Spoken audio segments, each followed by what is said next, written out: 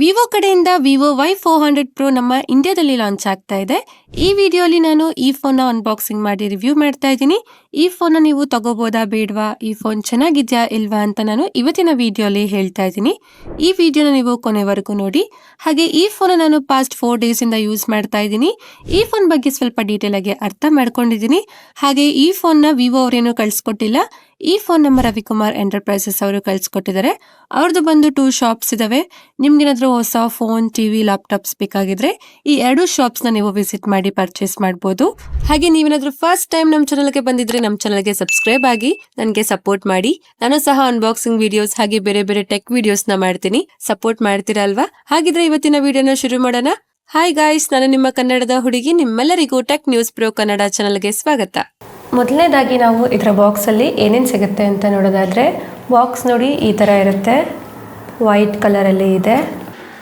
ಮತ್ತು ಇಲ್ಲಿ ಸೈಡಲ್ಲಿ ಕೆಲವೊಂದು ಸ್ಪೆಸಿಫಿಕೇಷನ್ನ ಇಲ್ಲಿ ಮೆನ್ಷನ್ ಮಾಡಿದ್ದಾರೆ, ಇಲ್ಲಿ ನೋಡ್ಬೋದು. ಈಗ ನಾವು ಬಾಕ್ಸ್ನ ಓಪನ್ ಮಾಡೋಣ. ನೋಡಿ, ಬಾಕ್ಸ್ನ ಓಪನ್ ಮಾಡ್ತಾ ಇದ್ದಂಗೆ ಡೈರೆಕ್ಟಾಗಿ ನಮಗೆ ಫೋನ್ ಸಿಗುತ್ತೆ. ಫೋನ್ ನೋಡಿ ಈ ಥರ ಇದೆ. ಇದ್ರ ಬಗ್ಗೆ ನಾನು ಆಮೇಲೆ ಮಾತಾಡ್ತೀನಿ. ಮತ್ತು ನಮಗೆ ಈ ಬಾಕ್ಸಲ್ಲಿ ಕೆಲವೊಂದು ಡಾಕ್ಯುಮೆಂಟೇಷನ್ಸ್ ಕೊಟ್ಟಿದ್ದಾರೆ. ಮತ್ತು ಒಂದು ಒಳ್ಳೆ ಕ್ವಾಲಿಟಿಯ ಸಿಲಿಕಾನ್ ಬ್ಯಾಕ್ ಕೇಸ್ ಸಿಗುತ್ತೆ. ಮತ್ತು type A to type C cable ಸಿಗುತ್ತೆ. ಮತ್ತು ನಮಗೆ ಇದರಲ್ಲಿ 90 ವ್ಯಾಟ್ ಚಾರ್ಜರ್ ಸಿಗುತ್ತೆ. ಮತ್ತು ಇಲ್ಲಿ ಸಿಮ್ ಎಜೆಕ್ಟರ್ ಪಿನ್ ಸಿಗುತ್ತೆ. ಈ ಬಾಕ್ಸಲ್ಲಿ ನಿಮಗೆ ಎಲ್ಲನೂ ಸಿಗುತ್ತೆ. ನೀವು ಯಾವುದೇ ರೀತಿಯ ಎಕ್ಸ್ಟ್ರಾ ಖರ್ಚು ಮಾಡೋ ಅಗತ್ಯನೇ ಇರೋದಿಲ್ಲ. ನೆಕ್ಸ್ಟ್ ಇದರ ಡಿಸೈನ್ ಬಗ್ಗೆ ಮಾತಾಡೋದಾದ್ರೆ, ಇದರ ಡಿಸೈನ್ ತುಂಬಾ ಚೆನ್ನಾಗಿದೆ. ಇದರ ಪ್ರೈಸ್ ಅಕಾರ್ಡಿಂಗ್ ಇದರ ಡಿಸೈನ್ ಚೆನ್ನಾಗಿದೆ. ಇದು ಮ್ಯಾಟ್ ಫಿನಿಶಿಂಗ್ ನ ಹೊಂದಿದೆ. ಇದು ಸ್ವಲ್ಪ ಶೈನಿ ಆಗಿದೆ. ಇದರ ಕ್ಯಾಮ್ರಾ ಮಾಡ್ಯೂಲ್ ನೋಡೋದಕ್ಕೆ ಚೆನ್ನಾಗಿದೆ. ಈ ಕ್ಯಾಮ್ರಾ ಮಾಡ್ಯೂಲ್ ಅಲ್ಲಿ ಒಂದು LED ಲೈಟ್ ಜೊತೆಗೆ ಒಂದು ಎಕ್ಸ್ಟ್ರಾ ಡೈನಾಮಿಕ್ ಲೈಟ್ ಸಿಗುತ್ತೆ. ಹಾಗೆ ಈ ಫೋನ್ ಮೇಲೆ ಫಿಂಗರ್ ಪ್ರಿಂಟ್ ಸ್ಮಜ್ಜರ್, ಸ್ಕ್ರಾಚಸ್ ಏನೂ ಆಗೋದಿಲ್ಲ. ಇದು ಇನ್ ಹ್ಯಾಂಡ್ ಫೀಲ್ ತುಂಬಾ ಚೆನ್ನಾಗಿದೆ. ಪ್ರೀಮಿಯಂ ಫೀಲ್ ಬರುತ್ತೆ. ಫ್ರೇಮ್ ಕೂಡ ಮ್ಯಾಟ್ ಫಿನಿಶಿಂಗ್ ಜೊತೆಗೆ ಬರುತ್ತೆ. ಇದು ಬಂದು 3 ಕಲರ್ಸ್ ಅಲ್ಲಿ ಸಿಗುತ್ತೆ. ನೆಬುಲಾ ಪರ್ಪಲ್, ಫ್ರೀ ಸ್ಟೈಲ್ ವೈಟ್ ಹಾಗೆ ಫೆಸ್ಟ್ ಗೋಲ್ಡ್. ಈ 3 ಕಲರ್ಸ್ ಕೂಡ ಚೆನ್ನಾಗಿದಾವೆ. ಈ ಕಲರ್ಸ್ ಅಲ್ಲಿ ನಿಮ್ಗೆ ಯಾವ ಕಲರ್ ಇಷ್ಟ ಆಯ್ತು ಅಂತ ನೀವು ಕಮೆಂಟ್ ಮಾಡಿ ಹೇಳಿ. ನನ್ಗಂತೂ ಈ ಫ್ರೀ ಸ್ಟೈಲ್ ವೈಟ್ ಕಲರ್ ತುಂಬಾ ಇಷ್ಟ ಆಯ್ತು. ನೆಕ್ಸ್ಟ್ ಇದರ ವೆಯ್ಟ್ ಬಗ್ಗೆ ಮಾತಾಡೋದಾದ್ರೆ, ಈ ಫೋನ್ 183 ಗ್ರಾಮ್ ವೆಯ್ಟ್ ಇದೆ. ಹಾಗೆ 7.49 mm ಥಿಕ್ನೆಸ್ ನ ಹೊಂದಿದೆ. ಈ ಫೋನ್ ಬಂದು 5500 mAh ಬ್ಯಾಟರಿ ಇದ್ರೂ ಇದರ ವೆಯ್ಟ್ ಹಾಗೆ ಥಿಕ್ನೆಸ್ ಬ್ಯಾಲೆನ್ಸ್ಡ್ ಆಗಿದೆ. ಜಾಸ್ತಿ ಭಾರನೂ ಇಲ್ಲ, ಜಾಸ್ತಿ ದಪ್ಪನೂ ಇಲ್ಲ. ಇದರಲ್ಲಿ 5500 mAh ಬ್ಯಾಟರಿ ಇದೆ ಅಂತ ಫೀಲ್ ಆಗೋದೇ ಇಲ್ಲ. ಇನ್ ಹ್ಯಾಂಡ್ ಫೀಲ್ ತುಂಬಾ ಚೆನ್ನಾಗಿದೆ. ನೆಕ್ಸ್ಟ್ ಇದರ ಪೋರ್ಟ್ಸ್ ಹಾಗೂ ಬಟನ್ಸ್ ಬಗ್ಗೆ ಮಾತಾಡೋದಾದ್ರೆ, ಈ ಫೋನ್ ನ ಕೆಳಗಡೆ ಸ್ಪೀಕರ್ ಗ್ರಿಲ್ ಇದೆ. ಟೈಪ್ C ಚಾರ್ಜಿಂಗ್ ಪೋರ್ಟ್ ಇದೆ. ಮೈಕ್ರೋಫೋನ್ ಇದೆ. ಸಿಮ್ ಕಾರ್ಡ್ ಟ್ರೇ ಇದೆ. ಇದನ್ನ ನಾವು ಓಪನ್ ಮಾಡಿ ನೋಡೋದಾದ್ರೆ, ಇದು ನೋಡಿ dual nano sim card slot ಆಗಿದೆ. ಇದರಲ್ಲಿ 2 ಸಿಮ್ ನ ಹಾಕಿ ಯೂಸ್ ಮಾಡಬಹುದು. ಮೆಮೊರಿ ಕಾರ್ಡ್ ನ ಹಾಕೋದಕ್ಕೆ ಆಗೋದಿಲ್ಲ. ಹಾಗೆ ಲೆಫ್ಟ್ ಹ್ಯಾಂಡ್ ಸೈಡ್ ಅಲ್ಲಿ ಏನೂ ಇಲ್ಲ, ಖಾಲಿ ಇದೆ. ರೈಟ್ ಹ್ಯಾಂಡ್ ಸೈಡ್ ಅಲ್ಲಿ power on and of button ಇದೆ. ಇದರ ಮೇಲೆ ವಾಲ್ಯೂಮ್ ರಾಕರ್ ಇದೆ. ಫೋನ್ ನ ಮೇಲೆ ನಾಯ್ಸ್ ಕ್ಯಾನ್ಸಲೇಷನ್ ಮೈಕ್ರೋಫೋನ್ ಇದೆ. ಹಾಗೆ ಈ ಫೋನ್ ಅಲ್ಲಿ ಡ್ಯುಯಲ್ ಸ್ಟೀರಿಯೋ ಸ್ಪೀಕರ್ ಸಿಗುತ್ತೆ. ಇದರಲ್ಲಿ 300% ವಾಲ್ಯೂಮ್ ನ ಇಡಬಹುದು. ಆದ್ರೆ ಇದರ ಆಡಿಯೋ ಕ್ವಾಲಿಟಿ ಜಾಸ್ತಿ ಜೋರಾಗಿಲ್ಲ. ಇನ್ನು ಲೌಡ್ ಆಗಿದ್ದಿದ್ರೆ ಇನ್ನೂ ಬೆಟರ್ ಆಗಿ ಇರ್ತಾ ಇತ್ತು. ಇದರ ಬೇಸ್ ಹಾಗೆ ಆಡಿಯೋ ಕ್ವಾಲಿಟಿ 2 ಬ್ಯಾಲೆನ್ಸ್ಡ್ ಆಗಿದೆ.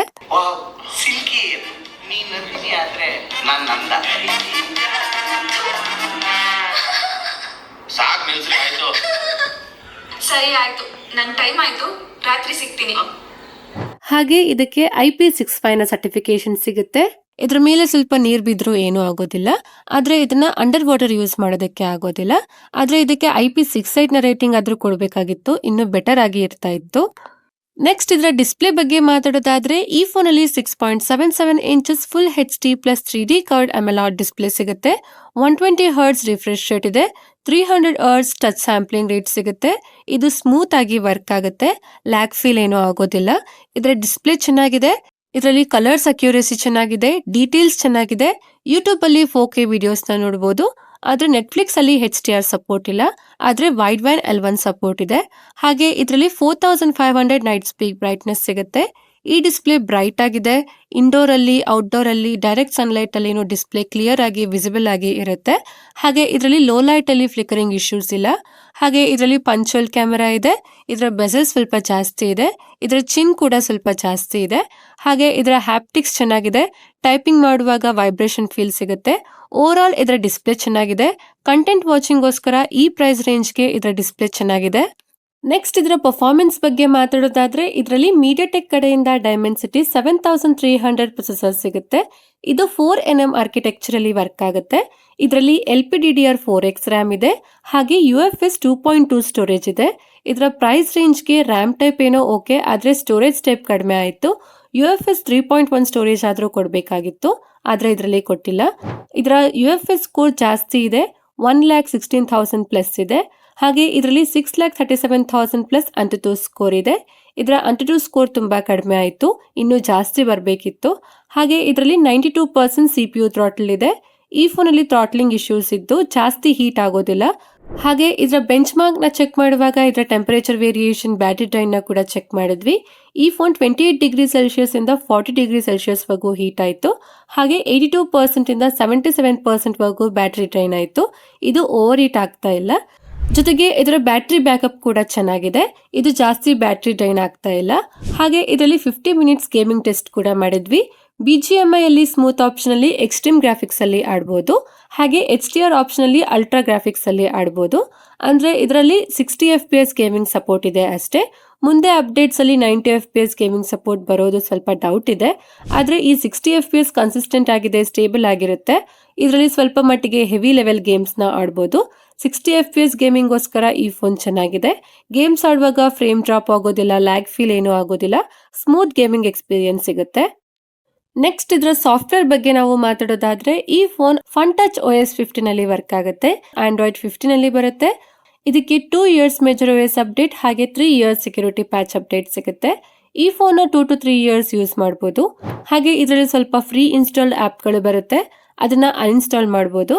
ಆದ್ರೆ ಇದರಲ್ಲಿ ಹಾಟ್ ಆಪ್ಸ್, ಹಾಟ್ ಗೇಮ್ಸ್ ಗಳು ಬರುತ್ತೆ. ಇದರಿಂದ ಇದರ ಯೂಸರ್ ಎಕ್ಸ್ಪೀರಿಯನ್ಸ್ ಹಾಳಾಗಬಹುದು. ಇದರಲ್ಲಿ ಕ್ಲೀನ್ UI ಎಕ್ಸ್ಪೀರಿಯನ್ಸ್ ಸಿಗೋದಿಲ್ಲ. ಆದ್ರೆ ಈ UI ಸ್ಮೂತ್ ಆಗಿ ವರ್ಕ್ ಆಗುತ್ತೆ, ಸ್ಮೂತ್ ಅನಿಮೇಷನ್ ಸಿಗುತ್ತೆ. ಹಾಗೆ ಈ UI ಅಲ್ಲಿ ಸ್ವಲ್ಪ ಕಸ್ಟಮೈಸೇಷನ್ ಆಪ್ಷನ್ಸ್ ಜೊತೆಗೆ ಸ್ವಲ್ಪ AI ಫೀಚರ್ಸ್ ಗಳು ಕೂಡ ಸಿಗುತ್ತೆ. ನೆಕ್ಸ್ಟ್ ಇದರ ಕ್ಯಾಮೆರಾ ಕ್ವಾಲಿಟಿ ಬಗ್ಗೆ ಮಾತಾಡೋದಾದ್ರೆ ಇದರಲ್ಲಿ ಡ್ಯೂಯಲ್ ರೇರ್ ಕ್ಯಾಮೆರಾ ಸೆಟಪ್ ಇದೆ. 50 mega pixel main camera, 2 mega pixel depth camera ಸಿಗುತ್ತೆ. ಫೋಟೋಸ್ ಕ್ವಾಲಿಟಿ ಬಗ್ಗೆ ಮಾತಾಡೋದಾದ್ರೆ ಫೋಟೋಸ್ ಅಲ್ಲಿ ಡೀಟೇಲ್ಸ್ ಚೆನ್ನಾಗಿದೆ, ಕಲರ್ಸ್ ಚೆನ್ನಾಗಿದೆ, ಲೈಟ್ ಕಂಟ್ರೋಲ್ ಕೂಡ ಚೆನ್ನಾಗಿದೆ. ಇದರಲ್ಲಿ 1x 2x ಹಾಗೆ 10x ಝೂಮ್ ಮಾಡಬಹುದು. 1x ಅಲ್ಲಿ ಫೋಟೋಸ್ ಚೆನ್ನಾಗಿ ಬರುತ್ತೆ, ಆದ್ರೆ 2x ಅಲ್ಲಿ ಡೀಟೇಲ್ಸ್ ಸ್ವಲ್ಪ ಕಡಿಮೆ ಆಗುತ್ತೆ. ಆದ್ರೆ ಇದರಲ್ಲಿ ಕಲರ್ಸ್, ಲೈಟ್ ಕಂಟ್ರೋಲ್ ಕೂಡ ಚೆನ್ನಾಗಿದೆ. ಹಾಗೆ 10x ಅಲ್ಲಿ ಫೋಟೋಸ್ ಕ್ವಾಲಿಟಿ ತುಂಬಾ ಹಾಳಾಗುತ್ತೆ. ಹಾಗೆ ಇದರ ಪೋರ್ಟ್ರೇಟ್ ಫೋಟೋಸ್ ಅಲ್ಲಿ ಸ್ಕಿನ್ ಟೋನ್ ಚೆನ್ನಾಗಿದೆ, ಕಲರ್ಸ್ ಚೆನ್ನಾಗಿದೆ, ಲೈಟ್ ಕಂಟ್ರೋಲ್ ಹಾಗೆ ಎಡ್ಜ್ ಡಿಟೆಕ್ಷನ್ ಕೂಡ ಚೆನ್ನಾಗಿದೆ. ಹಾಗೆ ಲೋ ಲೈಟ್ ಫೋಟೋಸ್ ಕೂಡ ಚೆನ್ನಾಗಿದೆ, ಬ್ರೈಟ್ ಫೋಟೋಸ್ ಬರುತ್ತೆ. ಆದ್ರೆ ಇದರಲ್ಲಿ ಡೀಟೇಲ್ಸ್, ಕಲರ್ಸ್ ಅಷ್ಟೊಂದು ಚೆನ್ನಾಗಿಲ್ಲ. ಹಾಗೆ ಇದರಲ್ಲಿ 4K ವಿಡಿಯೋಸ್ನ 30 FPS ಅಲ್ಲಿ ತೆಗಿಬಹುದು. ಇದರಲ್ಲಿ ಸ್ವಲ್ಪ ಮಟ್ಟಿಗೆ ಸ್ಟೇಬಲ್ ವಿಡಿಯೋಸ್ ಬರುತ್ತೆ. ವಿಡಿಯೋಸ್ ಅಲ್ಲಿ ಲೈಟ್ ಕಂಟ್ರೋಲ್ ಚೆನ್ನಾಗಿದೆ, ಡೀಟೇಲ್ಸ್ ಚೆನ್ನಾಗಿದೆ, ಆದ್ರೆ ಕಲರ್ಸ್ ಸ್ವಲ್ಪ ಕಡಿಮೆ ಆಯಿತು. ಹಾಗೆ ಫ್ರಂಟ್ ಅಲ್ಲಿ 32 ಮೆಗಾ ಪಿಕ್ಸೆಲ್ ಸೆಲ್ಫಿ ಕ್ಯಾಮೆರಾ ಸಿಗುತ್ತೆ. ಸೆಲ್ಫಿ ಫೋಟೋಸ್ ಅಲ್ಲಿ ಡೀಟೇಲ್ಸ್ ಓಕೆ ಚೆನ್ನಾಗಿದೆ, ಕಲರ್ಸ್ ಚೆನ್ನಾಗಿದೆ, ಸ್ಕಿನ್ ಟೋನ್ ಚೆನ್ನಾಗಿದೆ, ಲೈಟ್ ಕಂಟ್ರೋಲ್ ಓಕೆ ಪರವಾಗಿಲ್ಲ. ಹಾಗೆ ಪೋರ್ಟ್ರೇಟ್ ಸೆಲ್ಫಿಯಲ್ಲಿ edge detection, colours, skin tone ಚೆನ್ನಾಗಿದೆ. ಹಾಗೆ ಇದರಲ್ಲಿನೂ 4K ವಿಡಿಯೋಸ್ 30 FPS ಅಲ್ಲಿ ತೆಗಿಬಹುದು, ಸ್ಟೇಬಲ್ ವಿಡಿಯೋಸ್ ಬರುತ್ತೆ. ಇದರಲ್ಲಿನೂ ಡೀಟೇಲ್ಸ್, ಕಲರ್, ಲೈಟ್ ಕಂಟ್ರೋಲ್ ಎಲ್ಲಾನು ಚೆನ್ನಾಗಿದೆ. ಓವರ್ ಆಲ್ ಇದರ ಕ್ಯಾಮೆರಾ ಕ್ವಾಲಿಟಿ ಚೆನ್ನಾಗಿದೆ. ಹಾಗೆ ಈ ಫೋನಿಂದ ತೆಗೆದ ಎಲ್ಲ ಫೋಟೋಸ್ಗಳು, ವಿಡಿಯೋಸ್ಗಳನ್ನ ನಾನು ಗೂಗಲ್ ಡ್ರೈವ್ ಅಲ್ಲಿ ಹಾಕಿರ್ತೀನಿ. ನೀವೇ ಚೆಕ್ ಮಾಡಿ, ನಿಮಗೆ ಒಂದು ಐಡಿಯಾ ಬರುತ್ತೆ ಫೋಟೋಸ್ ಹಾಗೆ ವಿಡಿಯೋಸ್ ಕ್ವಾಲಿಟಿ ಹೇಗಿದೆ ಅಂತ. ನೆಕ್ಸ್ಟ್ ಇದರ ಬ್ಯಾಟರಿ ಲೈಫ್ ಬಗ್ಗೆ ಮಾತಾಡೋದಾದ್ರೆ ಇದರಲ್ಲಿ 5500 mAh ಬ್ಯಾಟರಿ ಸಿಗುತ್ತೆ. ಇದು 90 ವ್ಯಾಟ್ ಫಾಸ್ಟ್ ಚಾರ್ಜಿಂಗ್ ಗೆ ಸಪೋರ್ಟ್ ಮಾಡುತ್ತೆ. ಇದು 0 to 100% 42 ಮಿನಿಟ್ಸ್ ಅಲ್ಲಿ ಫುಲ್ ಚಾರ್ಜ್ ಆಗುತ್ತೆ. ಇದರಲ್ಲಿ ಫಾಸ್ಟ್ ಚಾರ್ಜಿಂಗ್ ಸಪೋರ್ಟ್ ಇದೆ. ಆದ್ರೆ ಇದರ ಬ್ಯಾಟರಿ ಕೆಪಾಸಿಟಿನೂ ಇನ್ನೂ ಸ್ವಲ್ಪ ಜಾಸ್ತಿ ಮಾಡಬೇಕಾಗಿತ್ತು, ಚೆನ್ನಾಗಿರ್ತಾ ಇತ್ತು. ಆದ್ರೆ ಇದರ ಬ್ಯಾಟರಿ ಲೈಫ್ ಚೆನ್ನಾಗಿದೆ. ಹೆವಿ ಯೂಸ್ ಮಾಡಿದ್ರೆ 8 to 9 ಅವರ್ಸ್ ಬ್ಯಾಟರಿ ಬ್ಯಾಕಪ್ ಬರುತ್ತೆ. ನಾರ್ಮಲ್ ಆಗಿ ಯೂಸ್ ಮಾಡಿದ್ರೆ 1.5 ದಿನ ಬ್ಯಾಟರಿ ಬ್ಯಾಕಪ್ ಆರಾಮಾಗಿ ಬರುತ್ತೆ. ಹಾಗೆ ಇದರಲ್ಲಿ ಎಲ್ಲ ಸೆನ್ಸರ್ಗಳು ಸಿಗುತ್ತೆ. ಇದರಲ್ಲಿ ಇನ್ ಡಿಸ್ಪ್ಲೇ ಫಿಂಗರ್ ಪ್ರಿಂಟ್ ಸ್ಕ್ಯಾನರ್ ಸಿಗುತ್ತೆ. ಇದು ಫಾಸ್ಟ್ ಆಗಿ ವರ್ಕ್ ಆಗುತ್ತೆ, ಕ್ವಿಕ್ ಆಗಿ ಓಪನ್ ಆಗುತ್ತೆ. ಜೊತೆಗೆ ಫೇಸ್ ಅನ್ಲಾಕ್ ಇದೆ, ಇದು ಕೂಡ ಫಾಸ್ಟ್ ಆಗಿ ವರ್ಕ್ ಆಗುತ್ತೆ. ಎರಡು ಸೆನ್ಸರ್ಗಳು ಚೆನ್ನಾಗಿ ವರ್ಕ್ ಆಗುತ್ತೆ.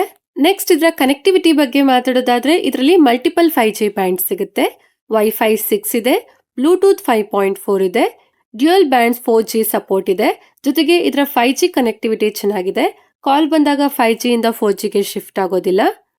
ಕೊನೆಯದಾಗಿ ನಾವು ಇದರ ಪ್ರೈಸಿಂಗ್ ಬಗ್ಗೆ ಮಾತಾಡೋದಾದ್ರೆ ಈ ಫೋನ್ 2 ವೇರಿಯಂಟ್ ಅಲ್ಲಿ ಸಿಗುತ್ತೆ. 8GB RAM 128GB storage. ಇದಕ್ಕೆ 24,999 ಆಗುತ್ತೆ. ಹಾಗೆ 8GB ರ್ಯಾಮ್ 256GB ಸ್ಟೋರೇಜ್. ಇದಕ್ಕೆ 26,999 ಆಗುತ್ತೆ. ಇದರ ಪ್ರೈಸಿಂಗ್ ಇನ್ನೂ ಕನ್ಫರ್ಮ್ ಆಗಿಲ್ಲ. ಪ್ರೈಸಿಂಗ್ ಹೆಚ್ಚು ಕಡಿಮೆ ಆಗ್ತಾ ಇರುತ್ತೆ, ಅದಕ್ಕೆ ಸ್ವಲ್ಪ ಕ್ಷಮೆ ಇರಲಿ. ಹಾಗಿದ್ರೆ ಈ ಫೋನ್ ತಗೋಬಹುದಾ ಅಂತಂದ್ರೆ ಈ ಫೋನ್ ತಗೋಬಹುದು. ಇದರ ಡಿಸೈನ್ ಚೆನ್ನಾಗಿದೆ. ಇದರಲ್ಲಿ 3D ಕರ್ವ್ಡ್ ಅಮೋಲೆಡ್ ಡಿಸ್ಪ್ಲೇ ಸಿಗುತ್ತೆ. 90 ವ್ಯಾಟ್ ಫಾಸ್ಟ್ ಚಾರ್ಜಿಂಗ್ ಗೆ ಇದು ಸಪೋರ್ಟ್ ಮಾಡುತ್ತೆ. ಹಾಗೆ ಇದರ ಪರ್ಫಾರ್ಮೆನ್ಸ್ ಚೆನ್ನಾಗಿದೆ. ಕ್ಯಾಮೆರಾ ಕ್ವಾಲಿಟಿನೂ ಚೆನ್ನಾಗಿದೆ. ಆದ್ರೆ ಇದರಲ್ಲಿ 2 ಮೆಗಾ ಪಿಕ್ಸೆಲ್ ಡೆಪ್ತ್ ಕ್ಯಾಮೆರಾ ಜಾಸ್ತಿ ಯೂಸ್ಫುಲ್ ಆಗಿಲ್ಲ. ಇದರ UI ಎಕ್ಸ್ಪೀರಿಯನ್ಸ್ ಚೆನ್ನಾಗಿಲ್ಲ. IP65 ರೆಸಿಸ್ಟೆನ್ಸ್ ಇದೆ ಅಷ್ಟೇ. ಇದನ್ನ ಬಿಟ್ರೆ ಈ ಫೋನ್ ಚೆನ್ನಾಗಿದೆ. 25,000 ಬಜೆಟ್ ರೇಂಜ್ ಅಲ್ಲಿ ಇದು ಕಂಪ್ಲೀಟ್ ಆಲ್ರೌಂಡರ್ ಸ್ಮಾರ್ಟ್ ಫೋನ್ ಆಗಿದೆ.